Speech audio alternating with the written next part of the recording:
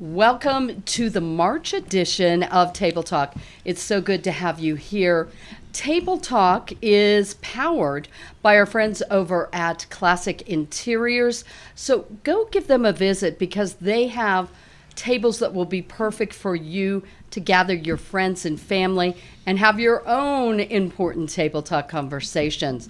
Also, a great big thank you to Gandolfo's for providing our delicious lunch. I always believe that there's some magic that happens when you gather around the table and break bread together. We have an incredible panel, so let's get right to it. Okay, my name is Karl Casperson. I'm a Bonneville County Commissioner for District 1. Today I'm kind of serving as the spokesperson for the Senior Citizen Center. Great.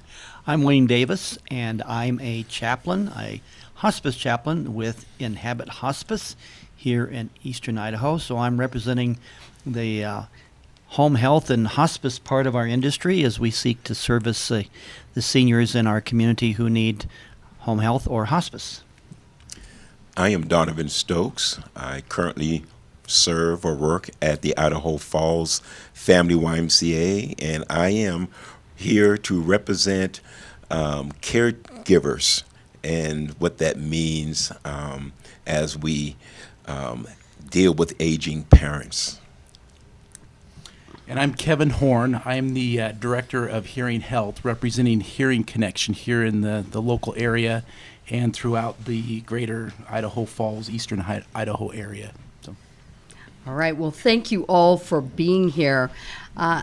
As I was preparing for today's Table Talk conversation, since we're talking about aging and services in our community that are available for seniors and that component of what it means to be a caregiver, I wanted to do a little bit of digging and find out about how aging is viewed in other parts of the world.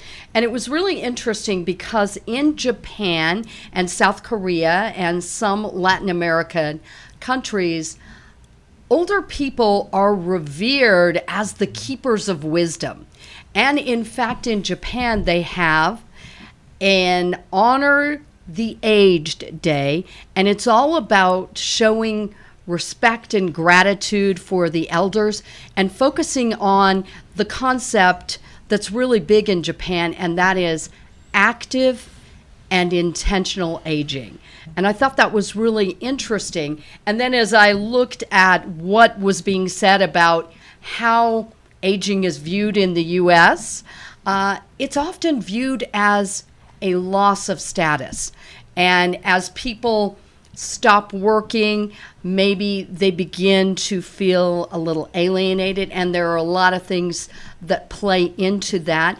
And if you look at our movies, our TV, the stories that are told, it's often about resisting aging and you become a little bit invisible. So the first question I want to throw out to all of you is, how do we flip the script? How do we change the view of aging from a loss of status and a lonely downward spiral to something active and intentional? Any of you, feel free to jump in. Well, I think I might start this off because I see this a lot in connecting people through hearing health, right? And we were talking about this a little bit earlier, kind of on as we were having lunch. But the ability to allow people to connect with one another through hearing is so crucial.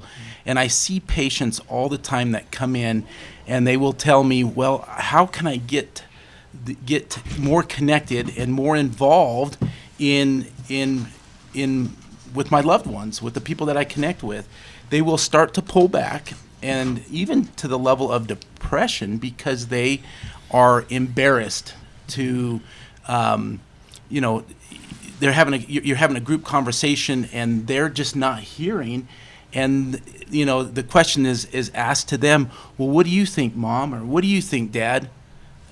And they can't connect, right? I love that quote that you gave us from Helen Keller. You want to share with that again? Yeah. Well, as we were talking, we were talking about Helen Keller, somebody that was deaf and blind, And in her autobiography, something that's always stuck with me is she talked about not being able to see didn't allow her to connect with things, objects, the book, the chair, the door. But she said in there that not being able to hear didn't allow her to connect with people, with loved ones, because of that gap in communication and verbally being able to associate with people. So it's a real thing that we see out in the community, that people, and of course our demographic and a lot of the people that we work with are seniors, right? And I've had seniors even come in and say, I'm tired of people thinking or treating me like I'm dumb. I know that sounds kind of a little archaic, but they feel that way, and they're not. They have so much to offer, but it's because of their disadvantage that they have in being connected with other people and being involved.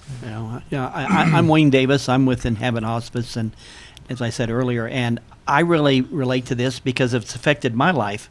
As I was sharing with the group here, I don't know why they have me today because I'm 39 for the 34th consecutive year. But no, at age 73, my hearing loss has become very real. I went in and you did hearing test on me. Thank you very much. And I've completely lost my hearing in my left ear, totally. It's from nerve damage, probably from when I had a disease with high temperatures when I was in my teens, but also I worked around jet engines for a number of years at Federal Express. But at any rate, it's nerve damage. They did an MRI and a CAT scan and realized it wasn't a tumor. It was just it's nerve damage, and it really has impacted me. One of the reasons that I went and got my hearing tested, and I now wear a brand new pair of hearing aids that I picked up on Friday. Thank you very much. I can now hear people on my left side. And that's something for years I've not been able to do. And it's been embarrassing and difficult. I'd really literally have to turn and read their lips. Mm-hmm. And I think it's had a tremendous impact, especially on my wife when she drives, because I'm a man, she's a woman. She thinks I have selective male hearing. You're just ignoring me. No, it was because of my hearing loss. So it really is a very real thing. And just one other quick comment, and one of the reasons I'm here today is because I work with seniors. We have home health and hospice for seniors, and this is a very real thing where they, for whatever reason, in my generation and older, they don't want to get hearing aids. They think it makes them look, the people will look down on them, or I don't need the help, I don't need help with my hearing, when they do. But it results in isolation and depression. I have a patient right now who about 10 years ago, his daughter was telling me he just withdrew. He just pulled back in life. And he was a very active man. When her mother and he met and got married, he played basketball, very active, involved businessman and everything. And it was because of his loss of hearing. He lost his hearing, and so socially and emotionally, he pulled back from friends and from family, from church involvement, and it really was primarily because he had lost his hearing, and nobody really realized it. And so it's a very real concern, I think, when it comes to hearing. Mm-hmm. Right. And Donovan, you're kind of in the midst of the caregiving aspect. What have you seen? Well, one of the things that I've seen, and again, I'm Donovan Stokes with the Idaho Falls Family YMCA, and also a full-time caretaker giver with for my dad. And so one of the things that I notice, I do agree that there's a level of depression that happens with senior citizens because of not wanting to be a burden on the family and not knowing how to express that. But it does manifest or show itself through frustration, especially for those who are taking care of our loved ones. And let's face it, as we get older, so do our parents. And so there comes a time when you have to answer the call. And so taking care of my dad, who is senior citizen, who was once very active basketball player, he was a welder, just traveled the world, and now totally dependent on someone else. So there's a level of frustration that happens with him concerning myself as taking care of him, that I have to remember, okay, breathe, listen, because we are talking about hearing loss, and sometimes you can have perfectly good hearing and still not listen. That's a great point. Or still not hear. So I had to stop and really pay attention to this. Sometimes our greatest message happens when it's unspoken. And so I had to really pay attention to what my dad's needs were or are in relations to to taking care of him. And so I think senior citizens, like you mentioned in Japan and other areas where senior citizens are looked as great individual of wisdom, that is very, very true. Very true. And Karl, in your work in the county, but also the work that you do with the senior center, I'm sure you come up against some of these same things. That's correct. I started working with seniors probably in the very early 90s as a crime prevention officer for the sheriff's office. We actually had a program that had seniors and law enforcement together to do crime prevention tips for seniors, how to make their homes safe, how to get medical information available to them in the case that they couldn't answer a question if an ambulance showed up at their door. So we worked with that kind of program, and that's where I got involved with the Senior Citizens Center. So I've seen that. One of the things I would compliment Councilman Jim Francis on was his vision for the city of Idaho Falls is a senior center, or actually an activity center, but it's not one geared towards recreation and that kind of thing. It's more towards having a place for seniors to go where they could teach some of the skills that they learn, woodworking, painting, all the other things that they still have valuable input and training and knowledge on, that they could start imparting some of that knowledge into kids from the community so that those skills can be carried on. I love that. And I have had some conversations with Jim Francis and also Mayor Lisa Burtonshaw about that idea of that multi-generational gathering space. And I really am intrigued by that because some of the research also, as I was looking into this, in a lot of Asian countries and some Latin countries, multi-generational households are more common. And that is, as the data points to, allowing seniors to feel more a part of the everyday life. But we have such an emphasis here in America on independence and productivity. And so when seniors start losing some of what has always been their identity, that's a big loss. But then, as you've pointed out, Kevin, that hearing, as that starts to decline, that's another loss that can really just set them back.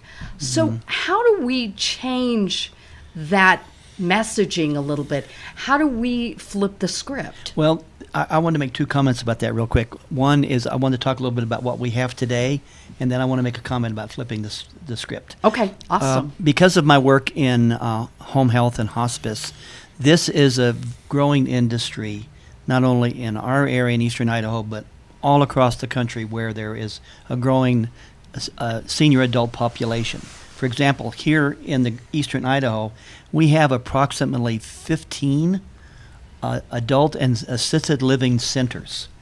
Some of them are where the adults are fully functioning. They can get themselves to mealtime. They have bingo. They're very active, that sort of thing, all the way down to where there are centers where they require care. Okay, so in our country, a lot of Americans have chosen to go that route rather than having the senior citizen be multi-generational in their home. They've chosen, or the adult has chosen, maybe both, to do this. And then, of course, we have about a dozen home health and assisted living companies that support these places because of the changes in Medicare and Medicaid and insurance. Now you can have mobile care. So if they need home health in one of these centers or they need hospice care, we can go there or we can go into the home. So as a society, that's kind of where in America we've chosen at this point to go. Now I want to make a real quick comment about flipping the switch. One of my favorite speakers, unfortunately he's passed away, was Leo Buscaglia. And he passed away about 10 years ago. So and you can find his videos on YouTube. He was a professor at UCLA. He wrote a book called Love. He actually owns the copyright for it. And he used to be on PBS a lot back in the 80s and 90s. Maybe you remember him, his programs. But look up the videos. This was one of his main themes. He taught a class at UCLA on love, literally. But he grew up in an Italian family. I think there were 13 kids. And when you watch his videos, he talks about this theme. He talked about it consistently over the decades, about how that we as a society in America, we marginalize seniors. And we want to almost put them in a corner. We want to put them somewhere else. A lot of it is because of two-income families. How do you take care of an aging person when there's nobody home, and he's far more eloquent than me. I highly recommend you look at this because it is a societal issue. It is a mindset. It's about what we value and what we don't value and how we value it. So it's really interesting. But Leo Buscaglia, look him up, watch one of his videos. Very, very eloquent. Karl, what are some of the services that are available through the senior center for people who are out there maybe in the midst of what Donovan is doing with the caregiving? What is available?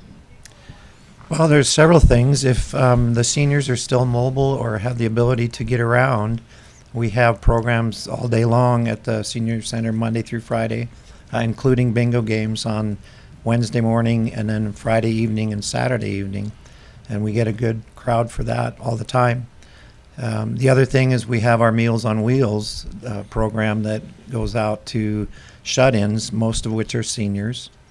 We serve about 220 meals per day. I think last year alone we served over 50,000 meals into the community, and that gives some of those shut-ins an active interaction with another person. Sometimes they wouldn't get that if it weren't for the person that was delivering those meals. So through those times, we found people that were medically in trouble, and we had several that had strokes, and our delivery person was the first one that came across them. We found where they've had issues with medication, and so it's been a very valuable program. But there are a lot of things that if the seniors are still mobile and able to get around, that we offer at the senior center. Card games, just all kinds of things. So. Something to get them together with others. Donovan, I know that you're pretty familiar with that Meals on Wheels. Maybe you can share a little bit about how that has been really a blessing. Absolutely, and definitely would like to thank Karl for that, because we use Meals on Wheels for my dad, and I'm telling you from the angle of a caretaker, single caretaker with no spouse to help in this process. The Meals on Wheels definitely is a blessing, because working full-time and then being a full-time caretaker is very, very challenging. And so Meals on Wheels definitely have stepped in to help provide some delicious meals to kind of help myself, as I navigate. And definitely my dad definitely appreciates that also. But one of the things that I definitely wanted to come from the angle, of course, as far as my purpose for being a part of this awesome group, is what caretakers go through that have to or are left to help their aging parent. And so from that angle, I'm the oldest. I have two brothers and a sister. And so with limited family support, I had to step up and take the reins on helping my father, who will be turning 75 years old. We're having the 75th birthday party for him coming up soon. But I have a poem that I wrote down that I found encouraging, and it says, "You're holding a lot right now: schedules, emotions, fear, and hope Sometimes it feels like too much, and still you show up. Not perfectly, not endlessly, but faithfully with love that never gives up. Please know what you're doing matters. You matter with emphasis. Take a breath. You're doing better than you think. Wow. Now, one of the things that I looked at that, there comes a time when you feel you don't matter, that my whole purpose is to take care of my father, and so, which doesn't leave a lot of room for anything else, Right. including myself. And so that's where we talked about senior citizens being depressed. That also goes along with the caretaker. There's a level of depression that happens when you have limited support, family support, trying to do it all, mortgage, father, the bills, etc. And so, but my issue came about as far as from a medical emergency.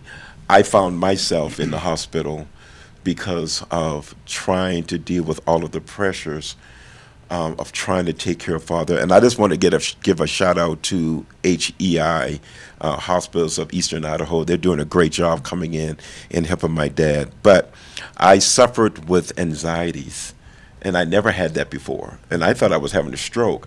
Now, of course, the pressure is, oh my God, what happens to my dad is something happens to me.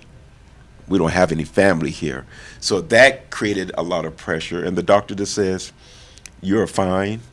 You have anxieties, and we're going to put you on lorazepam to help you calm down and deal with the pressures. And so I had to really look at that and understand, okay, Donovan, you matter also.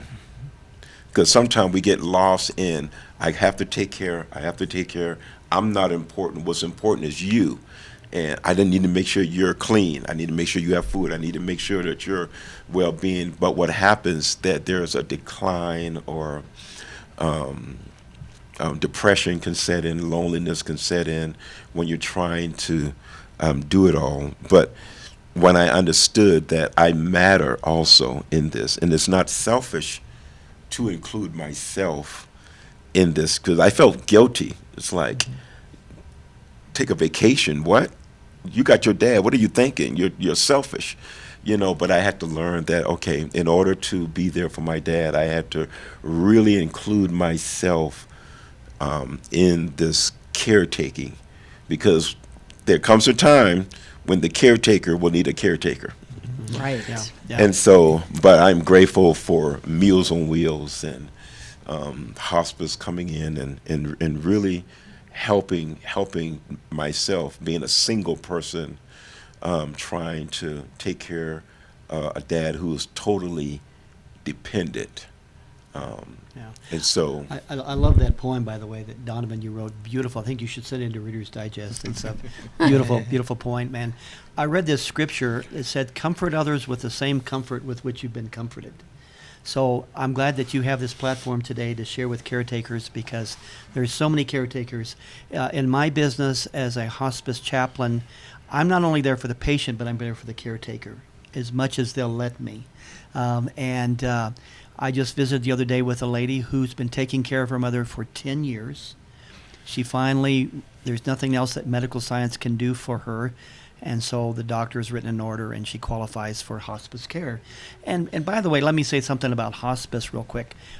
When that happens to a family member, whether they're a senior or a younger person, we've had children, we've had teens, we've had younger adults, obviously seniors. It's not a death sentence. Hospice is not a death sentence. It just simply means correct. that based on the diagnosis, there's a high probability that they might have 6 months or less to live. We've had patients that have turned around because of the care we've provided, and because they get regular meals, regular nursing care, regular medicine. They've graduated, and they've gone back to home health, or they're just back living their normal life. So it happens. But a lot of our patients don't graduate in that way, and we know that. I did want to say I'm actually writing a book for caregivers. It's a 365-day inspirational guide. I'm calling it Joy Your Natural State for Caregivers. I will purchase one So immediately. I'm working on that and hope to get it published on Amazon here in the next couple of months. Will you sign copies of that? Yeah, in case it's really valuable someday, right? Yeah. One thing I might add, if I could, Wayne and Donovan, as you speak towards caring for those seniors that are more dependent on others for just creating a better quality of life for them. I see this fairly often. Caregivers, a son, a daughter, a brother, a husband, a wife that's caring for their loved one that is in need of that help, they come in frustrated because that communication aspect, I have to, and I'm not saying that your dad has a hearing issue, but a lot of them do, and that communication creates a level of frustration. I'm always, talking at the end of the day, my voice is hoarse, and I'm trying to get attention and trying to communicate certain things, and they develop. It creates kind of a wedge in the relationship a little bit. And again, Donovan, I'm just saying in general, you see that amongst people that have that challenge with that senior demographic and having to have that communication. And you do have some seniors that want to kind of keep their independence and not be a burden and not create another issue that I have to have you now help me with. So they'll kind of suffer in silence, right? And then that relationship continues to kind of create friction. Once they can come in and establish better communication through hearing, man, it's so much nicer as they can communicate and sit down and the TV's not blasting and they're not having to yell across and multiple times repeat themselves. It's been a blessing for a lot of those types of relationships and care to be able to communicate at the levels that are more appropriate. And what I didn't realize, and you helped me understand this, is that with hearing loss, it affects also the way I speak and the ability for people to hear me. Because when I think that my voice is loud enough without hearing aids, I'm not speaking loud enough. They can't hear me, but I think that I'm appropriately loud. Hearing loss it impacts that, doesn't it? It impacts your ability to speak. So everybody who's listening to this, get your hearing checked. Everybody.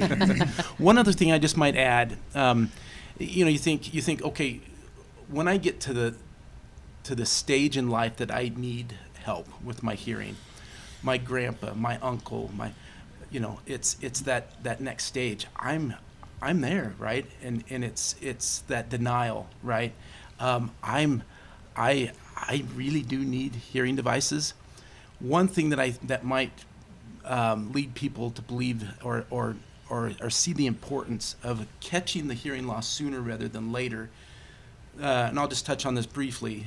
We do some educational seminars in the office and things like that, but this might help your loved one to kind of say, ooh, maybe I ought to move towards treating this.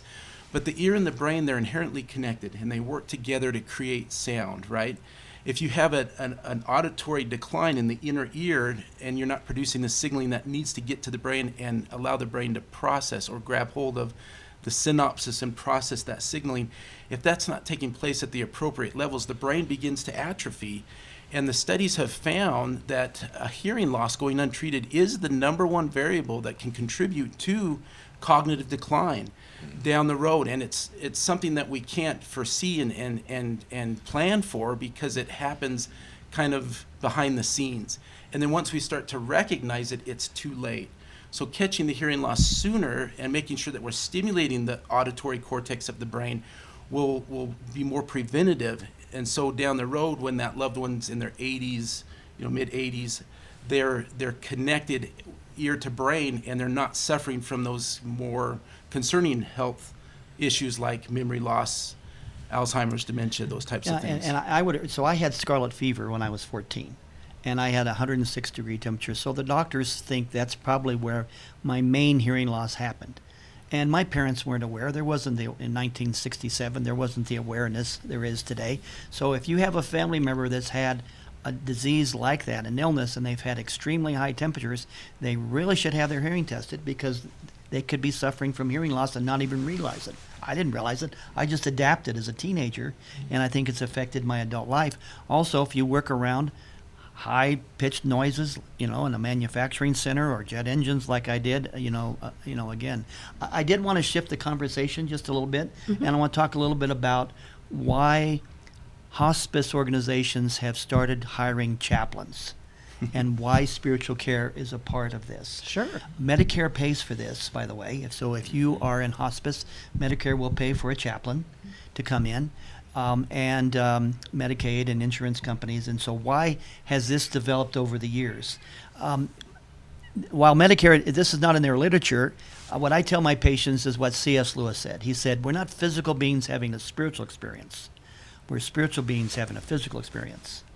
So spirituality is a big component to our ability to function at higher levels, a sense of meaning, a sense of purpose, a sense of connection to the divine, God, whatever you want to call it. And when, as a chaplain, when we come in and we work with a patient and a caregiver, we always explain that we're not here to convert them. When people think of chaplains, they think minister, they're going to... In fact, let me tell you a quick story. When I got hired as a chaplain, I had 3 interviews. The third one was the vice president of the company. She looked at me and she said, Wayne, can you save me? And I said, no, Jamie, only God can do that. And she said, you're hired. Shortest job interview I've ever had in my life. I love it. I said, why? And she says, because we don't want a chaplain trying to save people. You're there to provide spiritual care.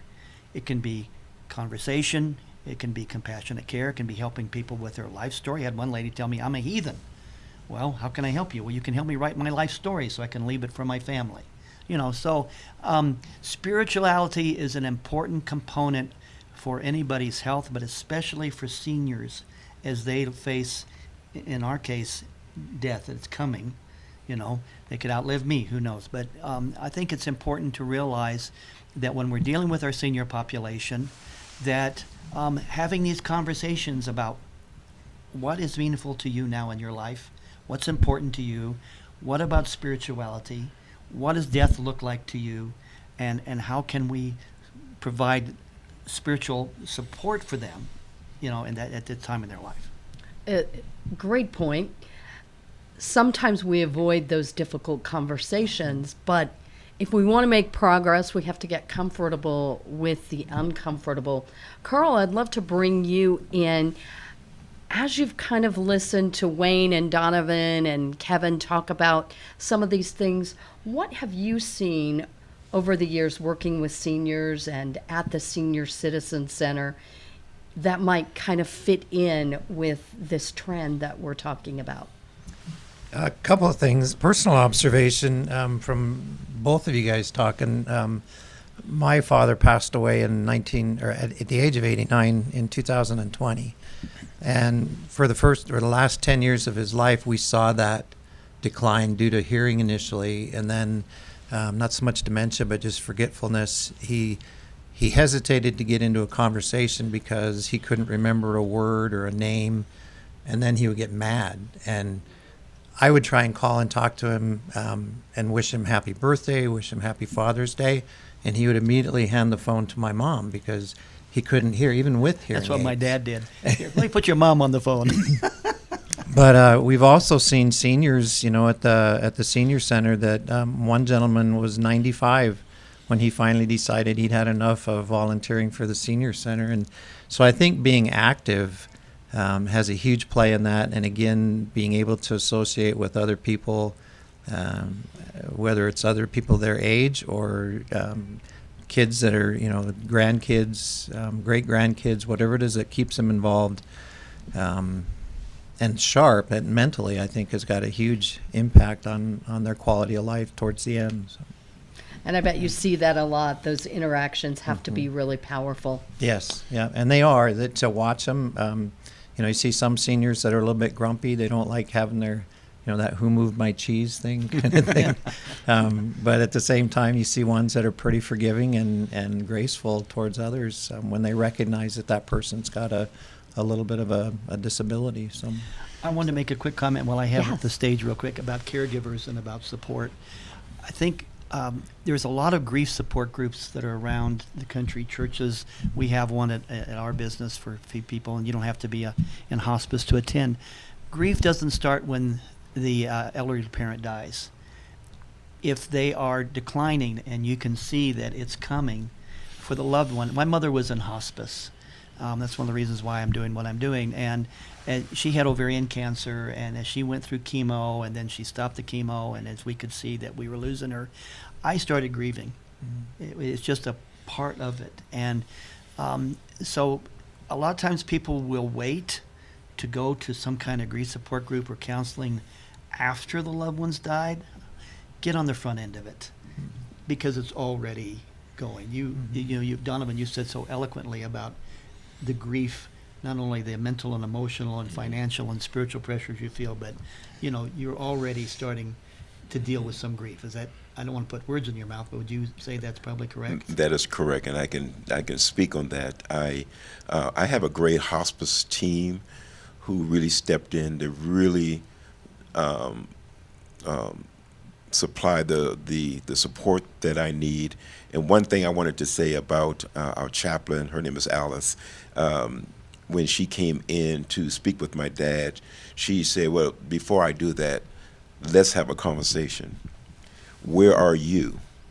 How are you in this phase in your life where now there's other dynamics that you have to deal with? And I was appreciative of that, because I felt that I mattered, that although I have this great responsibility, it was important that I, from a physical or spiritual or mental capacity, am able to handle this calling or this mission or what have you. But so I was appreciative of that, and also our volunteers have come in. One of my volunteers, his name is Bill, took my dad to see the Elvis movie documentary yesterday, and came in and helped me get him ready and get him dressed. And I was able to breathe, like the poem says.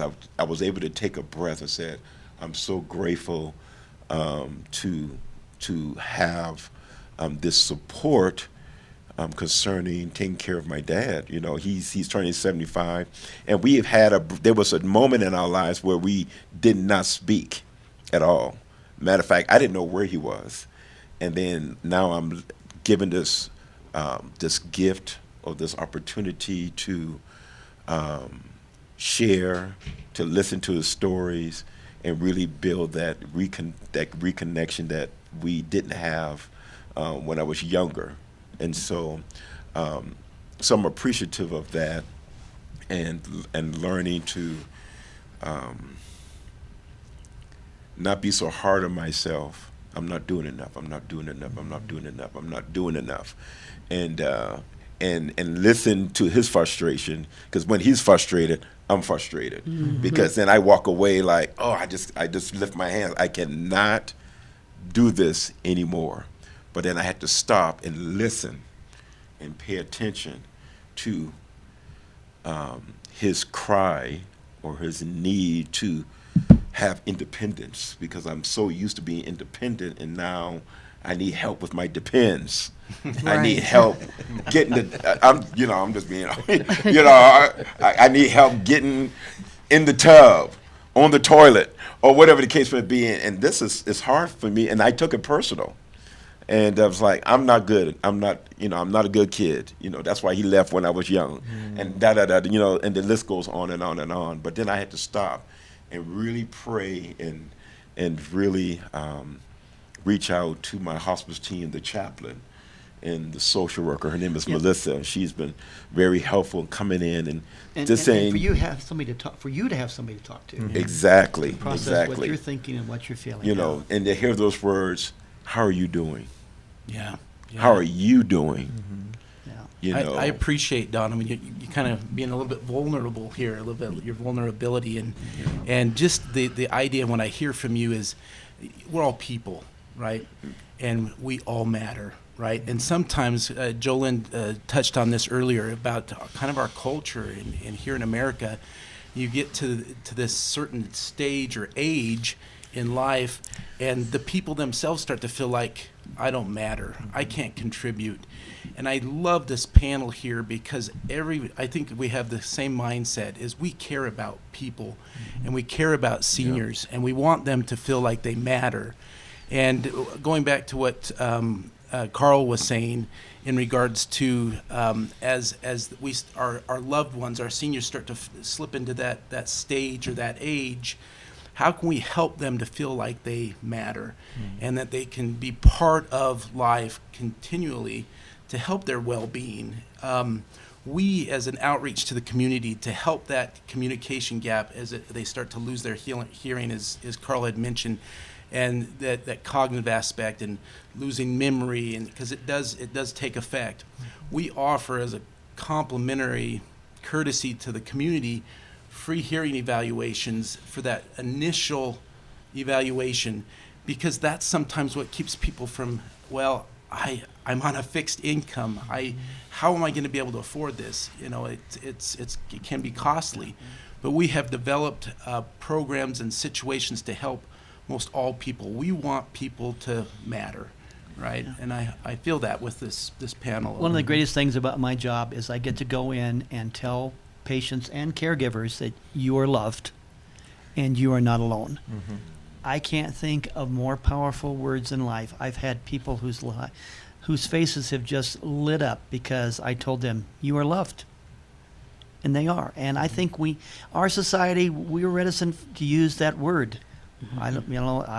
I don't, there's a lot of reasons why, but I think we should tell our senior citizens, especially family members, you know what? And maybe we didn't hear it from them. I didn't hear it when I was growing up, but, I've decided that, before my dad and my mom died, I told them, I said, I love you. You are loved. And to tell them that you're not alone. That's one of the hardest things, I think, for seniors, is the feeling that I'm alone. It could be isolated through hearing, loss of hearing, or just the sense that their world has shrunk down now to, some of them, it's just a single room. That's their world. They've had a lady I talked to the other day who her family's selling her home. She has to be in this facility because that's the only place she can get care, and she's okay with it. But she spent a lifetime. She had kids in this home. She had a garden. She had friends, family. She cooked. And now that's going away, and her life is now confined to this one single room. And I can't think, and I encourage anybody who's out there to volunteer. There's not an assisted living, home health, or hospice organization in this community or anywhere in the country that wouldn't love to have you come and visit a senior citizen for an hour a month or an hour a week. Just sit with them, read with them, talk to them, because they're hungry for that. Mm-hmm. They need that socialization. Mm-hmm. I wanted to add, you had mentioned about grief. There's a process of grieving, even though the loved one is still present. And I thought about that. One of the hardest things that I had to do, matter of fact, this week, I was talking to the social worker, and she said, well, you need to make sure you have certain things in order, because I'm so busy running and taking care of that there's another side to this coin. And I actually had to go to a funeral home and get the information that I needed just in case. And I was trembling. I was just, I never thought that I would maybe have to go through that. But it is true, there's a level of grieving that happens. And not that my father's going anywhere. He might outlive me, right? Mm-hmm. But it was just the preparation. And then I just said to myself, well, what if this happens? What do I do? How do I navigate? But it made me even more appreciative of my dad, and because he lives with me in my home. Because I made a vow to not put him in a living assistant home. I'm saying he's going to live with me. He's going to stay with me. But I have the privilege every day to say, I love you, like you mentioned. And that's something I didn't hear growing up either. But I had to really come to terms with my own feelings towards my parent my dad as I take care of him, and this level of jealousy, somewhat of, I didn't get this type of care growing up, and now it's reverse, and now I'm back in that. I'm in that role of being the oldest sibling and taking care of someone. But when you said, the simple word "I love you," and how much that lifts the burden, and I make sure that every day I let my dad know, I love you. Yeah, that's so important. Let's not worry about what happened in the past. That's not important. That's not important. What's important is that we have each other now. Forever long, we have each other. And I love you. And I'm going to do my best to take care of you. And you bring up an interesting point about funeral homes. I'm thinking about this for myself. It's kind of like life insurance. Nobody wants to talk about life insurance, but we know we need it. And so most of us buy it because when we die, our loved ones, they're going to need that money to help bury us, pay our debts, whatever. So we go ahead and we do it anyway. Really, everybody should make funeral plans so that you don't have to put that burden on your child or grandchild or somebody else to make that, because there is a sense of, I won't say finality, but it's like, here's the reality. None of us is going to make out of this alive. We know that, but there's kind of a little bit like, okay, well, it's coming. And I hate to face this. So we can just take that burden off of our loved ones. Like, just make your funeral plans, have them in your safety deposit box, your safe, whatever. And then when that time comes, you're not burdening another family member with having to make that decision for you. Yeah. It's a hard one. That's a great perspective. And as you were talking about that poem, what I kind of thought, and it goes along with what you've all kind of said, is put your own oxygen mask on first, right? They tell us that on the airplane all the time, before you assist someone else. But you're right, Donovan, we tend to put ourselves last sometimes, and when we start to maybe reach for our own needs, we do feel guilty. So I believe that you sharing that is connecting with a lot of caregivers out there who might be feeling that burnout. And they're not the only ones. Right. You're not alone. You're not alone. And, Kevin, to share that, hey, they can get a free hearing screening, and maybe that might be part of where a lot of this frustration is coming. But as you talked, Donovan, about just the loss of dignity in what they have to go through, can you imagine you've been active and enjoying your freedom, and then you can't even get yourself into the tub, or what you need to do? That has to really take a toll on them emotionally. Karl, what do you want people to know most about the senior citizen and how it can help our aging population and also the caregivers? One of the things that Wayne touched on, and I would just like to reemphasize that for the senior center especially, we rely on volunteers. And we also rely on donations. Right now we're doing our March soup drive, and there are boxes in some of the grocery stores throughout town. But we get funding through the government, through Medicaid. We get some food through the community food basket. And so those needs are always there. We're making 220 some meals a day, and that's got to come from somewhere. And then the vans that we use to drive them around, some of those drivers are volunteers, some of them are part-time employees. But yeah, we could definitely use some volunteers to come in and help out, interact with the seniors in some of the programs that they're there. They love playing cards. We've got pool tables down in the basement that there's always a group down there that's playing pool, and being able to interact with seniors and learn a little bit of the things, their life experiences might help you in some of your own life experiences. So just like Wayne said, get involved, help out wherever you can. And Meals on Wheels, you might be the only person that sees that adult that day. It's not just about delivering the food. It's literally, you might be the only human being that sees them that day. So your light is sunshine. Was it say in the scriptures, let your light so shine before men, they may see your good works?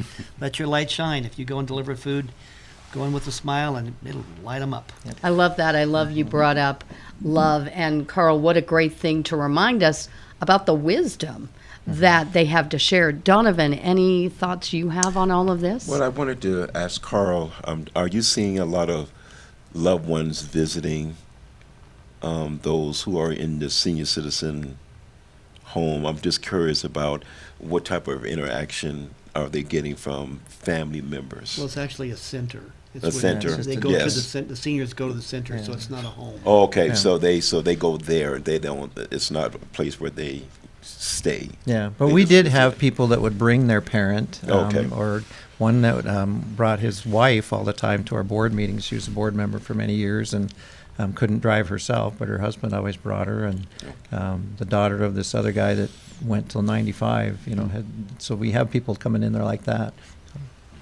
I just love all the perspective that's been shared, and time flies. Karl, I'd love you to just tell people how they can get a hold of the senior center,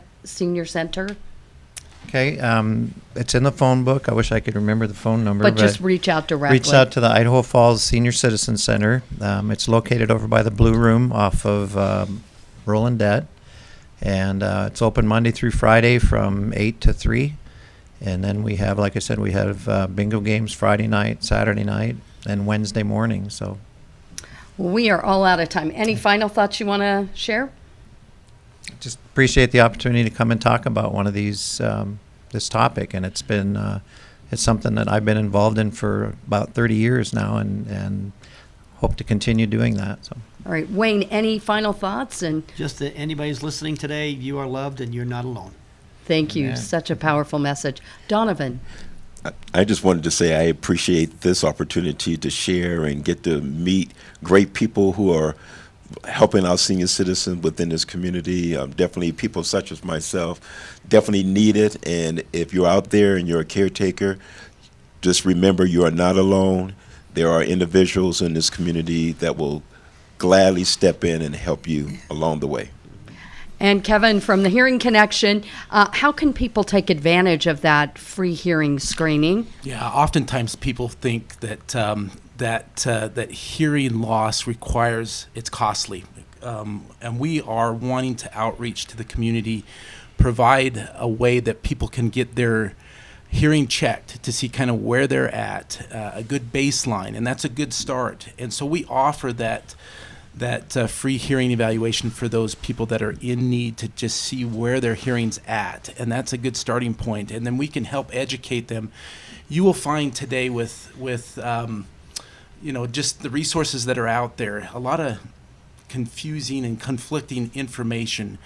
We're there to help people through that whole process. You click on an ad or something like that, and you get inundated with this information. Well, why are some hearing aids $100 and some are $5,000, and we can help them through that whole process.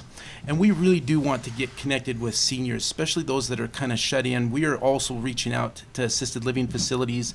I love the fact that Karl and I have kind of been able to connect a little bit and see where we can help to educate the seniors, perhaps go into those senior centers and provide just volunteer education as it relates to hearing and the importance of getting your hearing treated as it relates to preventing some of those cognitive decline issues that might come up in the future in their lives and that sort of thing. But it's just good to be on a panel like this with like-minded people that really do love and care about seniors and our elderly, right? So, Well, thanks for those final thoughts, Kevin, and thank you to all of you. And thank you for joining us. A big shout out again to Classic Interiors and Gandolfo's. We'll see you next month.